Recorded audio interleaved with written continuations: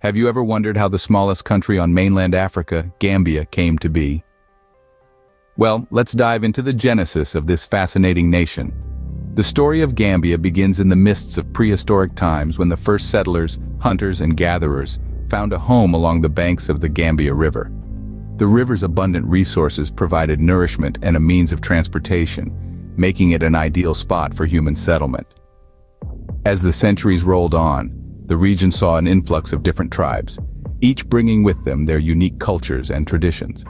Among these were the Mandinka, the Wolof, and the Fula tribes. The Mandinka were skilled farmers, while the Wolof and Fula were pastoralists.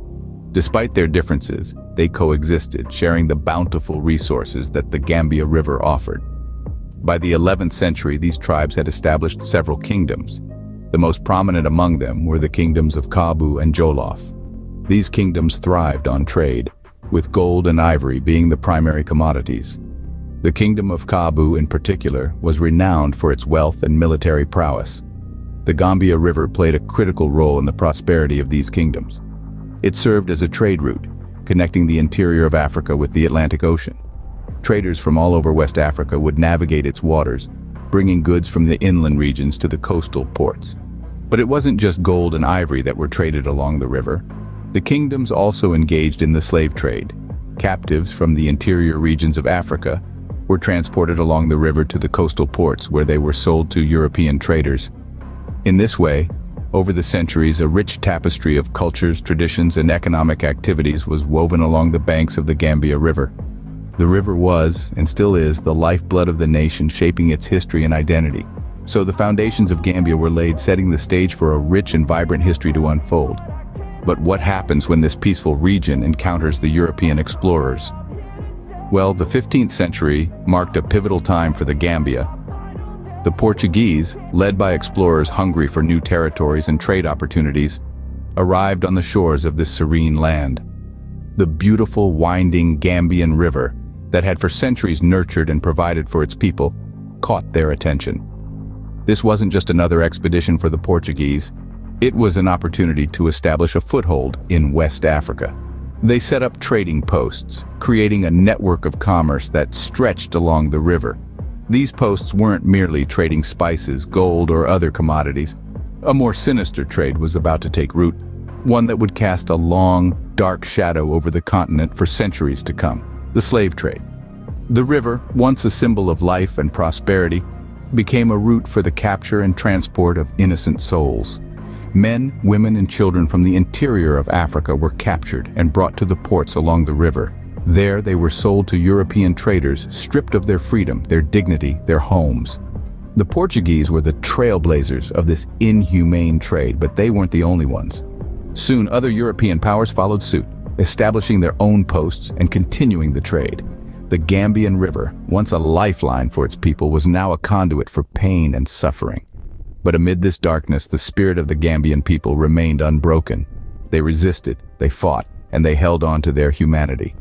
The river, despite its transformation into a symbol of oppression, remained a vital part of their identity.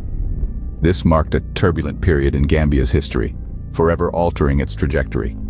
The encounter with the Europeans, while bringing great suffering and loss, also set the stage for a journey of resilience and liberation that continues to define the Gambia today. From European exploration to British colonization, how did Gambia navigate these waters? In the mid-17th century, the British, attracted by the lucrative trade opportunities, supplanted the Portuguese, who were the first Europeans to explore the Gambia River. The British established a stronghold on James Island, transforming it into a significant hub for the transatlantic slave trade. However, the winds of change blew across the British Empire in the early 19th century. The Abolition Act of 1807 marked the end of the British slave trade, dramatically altering the economic landscape. Yet this did not signify the end of British influence in Gambia. The British Crown, seeking to maintain control over this strategic location, transitioned Gambia from a bustling trade hub into a colony. The British administered Gambia as a crown colony, with Bathurst, now known as Banjul, as the administrative center. They implemented a system of indirect rule, leveraging local leaders to maintain order and control. This system, while exploitative, inadvertently created a platform for the emergence of Gambian nationalism. As the 20th century dawned, a wave of nationalism began to surge across Africa, and Gambia was not immune. The seeds of self-governance were sown, and they took root in the fertile soil of a people yearning for freedom.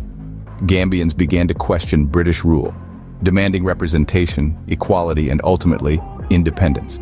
Through peaceful protests and negotiations, the Gambians' resilience and tenacity bore fruit. On the 18th of February 1965, the Union Jack was lowered and the Gambian flag was hoisted high, marking the dawn of a new era. Gambia had finally gained independence, becoming a sovereign nation, free to chart its own course. Thus, Gambia emerged from the shackles of colonization, stepping into a new era of self-governance. A journey that began with exploration and exploitation had culminated in emancipation, setting a resilient nation on its path to self-determination and progress. In the face of adversity, how has modern Gambia fared? Gambia, since gaining independence, has navigated through a tumultuous sea of political instability and economic challenges. The first 2 decades of independence saw frequent power shifts and a series of coup attempts, culminating in a successful military takeover in 1994. This period was marked by a heavy-handed autocratic rule, which witnessed frequent human rights abuses and the stifling of dissent. Simultaneously, the nation grappled with economic insecurity. Heavily reliant on agriculture, particularly peanuts, the country's economy was, and still is, vulnerable to weather conditions and international market fluctuations. Add to this a high population density, limited natural resources, and inadequate infrastructure, and the challenges seem insurmountable. Yet, in the face of these adversities, Gambia has shown resilience. The Gambian people, with their indomitable spirit, have continued to strive for a better future. In 2016, they achieved a peaceful, democratic transition of power, a remarkable feat in the region. This was a testament to their commitment to democracy and the rule of law, an accomplishment that has won them international recognition and admiration. Despite economic hurdles, Gambia has made significant strides. It has diversified its economy, investing in tourism and the service sector, and has made considerable progress in education, health, and women's empowerment. The country has also been a leader in environmental conservation, with numerous community-led initiatives aimed at preserving its rich biodiversity. The journey of Gambia, post-independence, is one of challenges and triumphs. It is a story of a nation, though small in size, that has shown unwavering resilience in the face of adversity. It is a testament to the indomitable spirit of the Gambian people who, despite the odds, continue to strive for progress and prosperity. Gambia, though small, has proven that size does not determine strength or spirit. The River Gambia, a constant companion in Gambia's journey, but what role has it played in shaping the nation's destiny? Imagine a river, a lifeline, meandering through the heart of a country, influencing its course, its culture, its very identity. The River Gambia, flowing from the highlands of Guinea to the Atlantic Ocean, has been more than just a water body for the people of Gambia. It has been a silent witness to their history, a participant in their struggles, and a symbol of their resilience. During the dark era of the slave trade, the River Gambia was a path of sorrow and despair. It was not just a geographical feature, but a route of commerce for the inhuman trade of enslaved Africans. The riverbanks echoed with the cries of those torn from their homes, their destinies forever altered by the river's flow. But the river also played its part in the fight for freedom. It was along this river that resistance was born, where brave men and women fought for their dignity and their rights. The river bore witness to their courage and became a symbol of their struggle. In the post-independence era, the River Gambia transitioned from a symbol of oppression to a beacon of hope. Today, it is a vital artery of the country's economy, supporting agriculture, fishing, and tourism.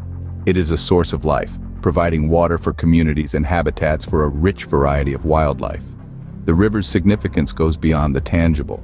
It is deeply woven into the fabric of Gambian culture, featuring in local folklore and traditions, reflecting the country's deep connection with its natural environment. The River Gambia, therefore, is more than just a river. It is a testament to the country's turbulent past, its struggle for independence, and its journey towards progress. It is a reminder of the resilience of the Gambian people, their ability to transform adversity into opportunity, to rise from the ashes of their past, and build a future of hope and promise. The River Gambia, a testament to the country's resilience and a symbol of its enduring spirit.